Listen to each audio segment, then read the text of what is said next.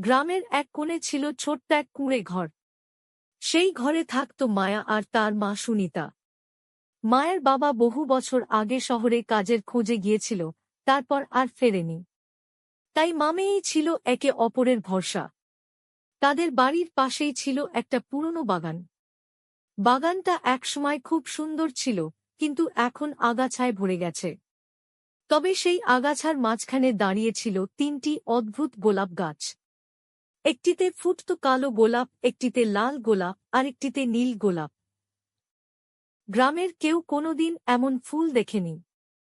একদিন বিকেলে মায়া মাকে বলল, মা, এই তিনটা ফুল এত আলাদা কেন? সুনিতা দীর্ঘশ্বাস ফেলে বলল, শোন মায়া, এই ফুলগুলোর মধ্যে রহস্য আছে।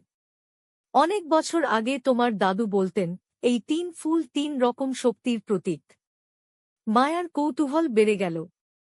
সে ঠিক করল, ফুলগুলোর রহস্য সে জানবেই। সেদিন রাতে মা স্বপ্ন দেখল।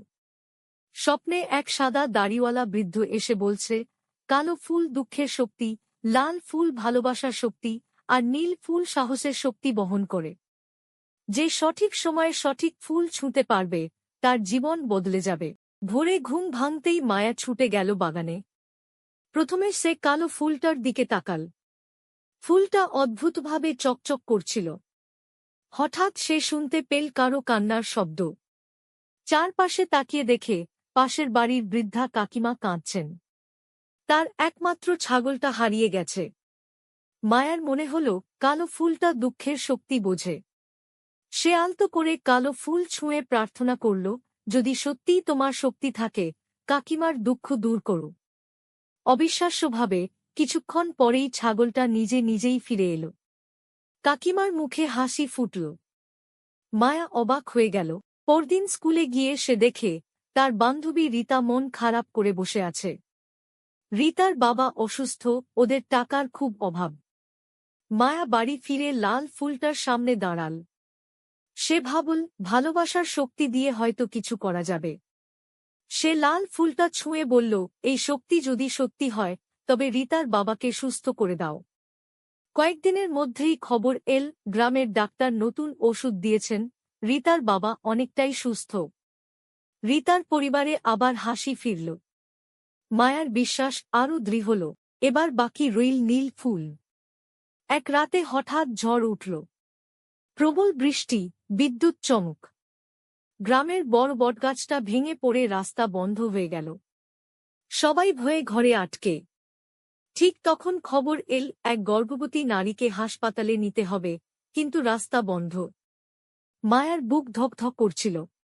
সে বুঝল, এখন সাহসের সময়। সে দৌড়ে গিয়ে নীল ফুলটা ছুঁয়ে বলল, আমাকে সাহস দাও। হঠাৎ যেন তার ভিতরে অদ্ভুত শক্তি জেগে উঠল। সে কয়েকজন যুবককে ডাকল, ভয় পেলে হবে না। আমরা সবাই মিলে গাছ সরাব। তার কথায় সবাই অনুপ্রাণিত হল। একসাথে চেষ্টা করে তারা রাস্তা পরিষ্কার করল। মহিলাকে সময়মতো হাসপাতালে নেওয়া গেল। কিছুক্ষণ পরেই সুখবর এল, মা আর সন্তান দুজনেই সুস্থ। সেই রাতে আবার স্বপ্নে সেই বৃদ্ধ এলেন। তিনি বললেন, মায়া, তুমি বুঝতে পেরেছ আসল রহস্য। ফুলগুলো শুধু প্রতীক। আসল শক্তি তোমার মনেই ছিল।